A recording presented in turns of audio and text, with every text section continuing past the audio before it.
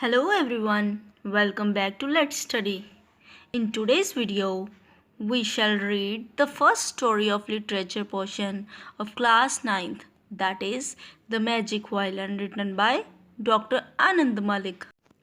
But before starting the video, I request you all to subscribe my channel and don't forget to share and like this video. Once there lived a boy in Sicily. He was poor, but he was always happy. His parents died when he was young. However, he was always cheerful. In spite of all his troubles, he would keep laughing. एक बार की बात है, Sicily में एक लड़का रहता था। वह बहुत ही गरीब था, परंतु हमेशा खुश रहता था।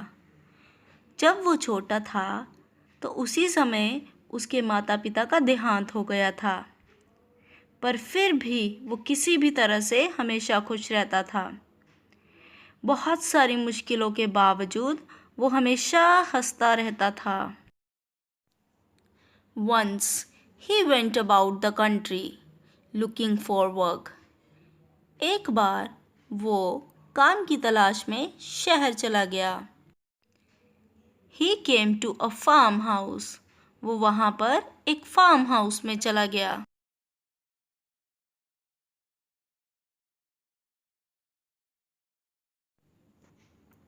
He asked the farmer for work. He said that he would do any kind of work. उसने किसान से काम के बारे में पूछा और उसको ये कहा कि वो कोई भी काम करने के लिए तैयार है। The farmer was a miser and a very mean person. He thought he won't have to pay the boy anything. किसान बहुत ही कंजूस और मतलबी किस्म का व्यक्ति था। उसने सोचा कि उसे लड़के को कुछ भी पे नहीं करना पड़ेगा। I see, well you can come and look after my goats. Okay, तो तुम यहाँ पर काम के लिए आ सकते हो और मेरी बकरियों को चरा सकते हो, उनकी देखभाल कर सकते हो। So he told the boy that he could stay there and look after his goats. इसलिए उसने लड़के को वहाँ पर रहकर उसकी बकरियों की देखभाल करने के लिए काम दे दिया। The boy stayed at the farm for 3 years. Every day he took the goats to the hills to graze. He had no companion to talk to. He felt very lonely. लड़का पूरे 3 वर्षों तक वहाँ पर फार्म में रहा। हर दिन वो पहाड़ की चोटी पर बकरियों को चराने के लिए ले जाता। वहाँ पर उसका कोई साथी नहीं था, इसीलिए वो अकेलापन महसूस करता था। One day he told his master that he wanted to leave. He asked for his wages of those 3 years. एक दिन लड़का अपने मास्टर के पास गया। वो उससे छुट्टी लेना चाहता था। उसने उससे अपनी 3 सालों की वेतन मांगी। At this, the farmer became very angry. He said, I never said anything about the wages when I gave you work. Then he took out 3 copper coins and gave them to the boy as his wages for 3 years' work. ये सुनते ही किसान बहुत नाराज़ हो गया। उसने कहा, मैंने तो तुमसे कभी वेतन की बात ही नहीं की थी जब तुम्हें मैंने काम पर रखा था। तब उसने अपनी पॉकेट में से 3 कॉपर के कॉइन्स निकाले और लड़के को 3 साल की मजदूरी के बदले में दे दिए।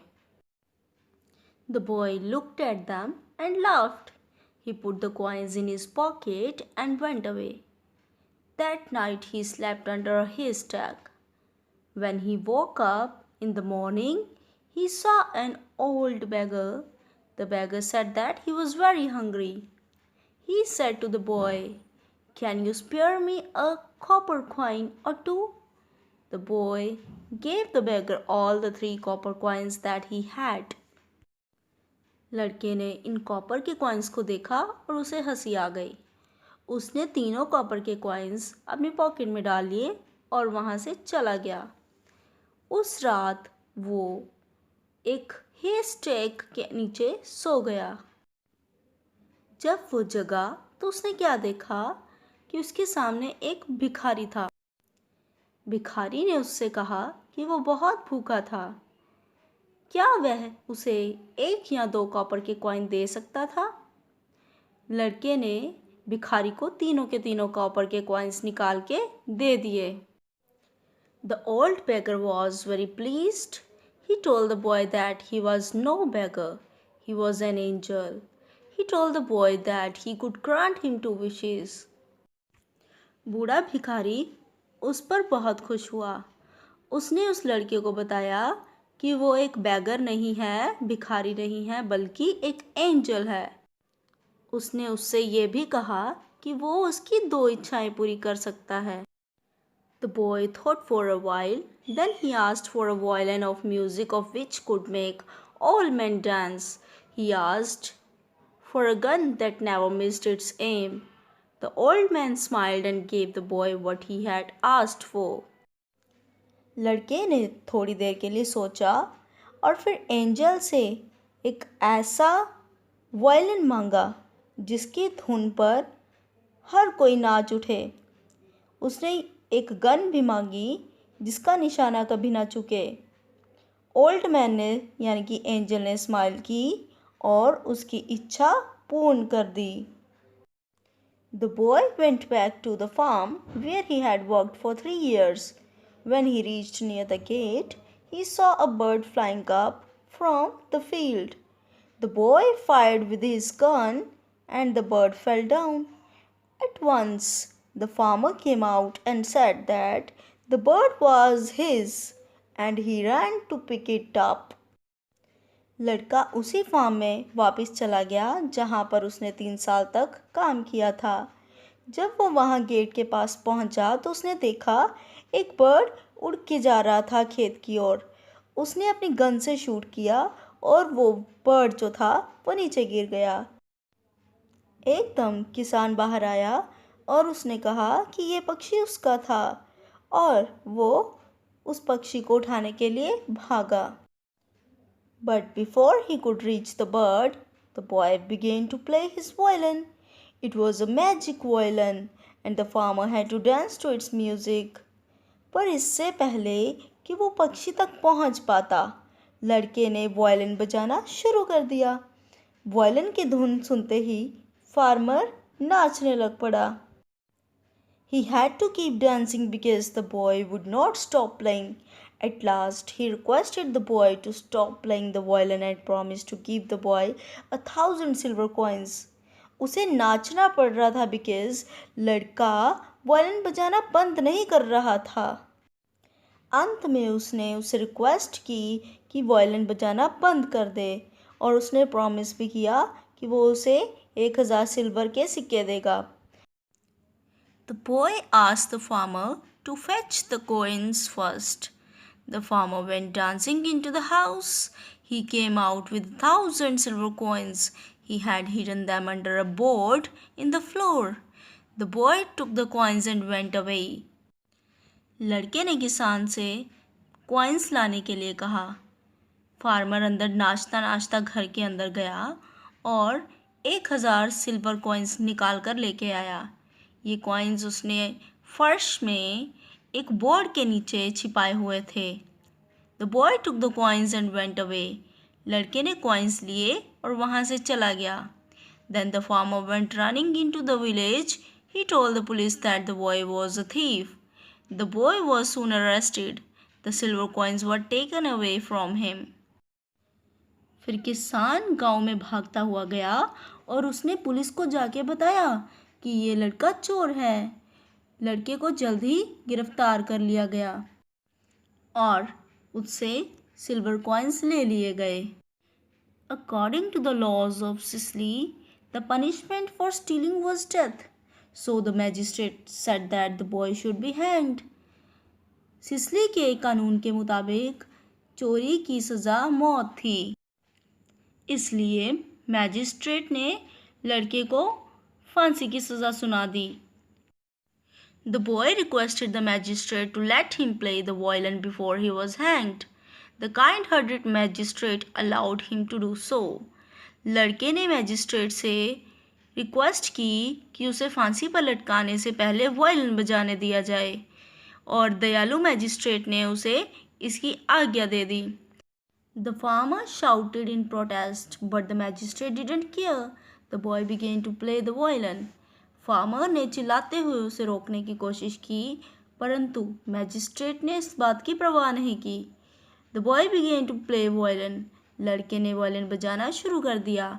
The magistrate, the hangman, the farmer and a large number of people who had gathered there began to dance. वहाँ पर जितने भी लोग थे, मैजिस्ट्रेट, फांसी देने वाला पर्सन, फार्मर और जितने भी लोग वहाँ पे इकट्ठे थे, सभी ने नाचना शुरू कर दिया जैसे ही लड़के ने वायलिन बजाना शुरू किया.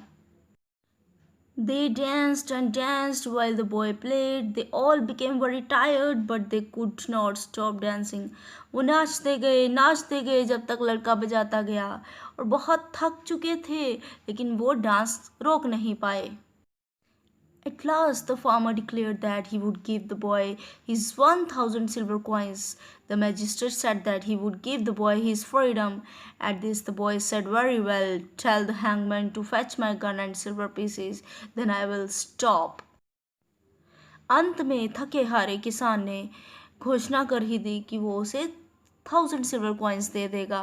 मैजिस्ट्रेट ने भी थके हारे उसे बोल दिया कि वो उसको उसकी आज़ादी दे देगा और इस पर बॉय ने कहा, बहुत अच्छे. फिर उसने फांसी देने वाले आदमी को बोला कि जाओ मेरी गन और सिल्वर पीसेस लेके आओ. देन आई विल स्टॉप, तभी मैं रोकूंगा.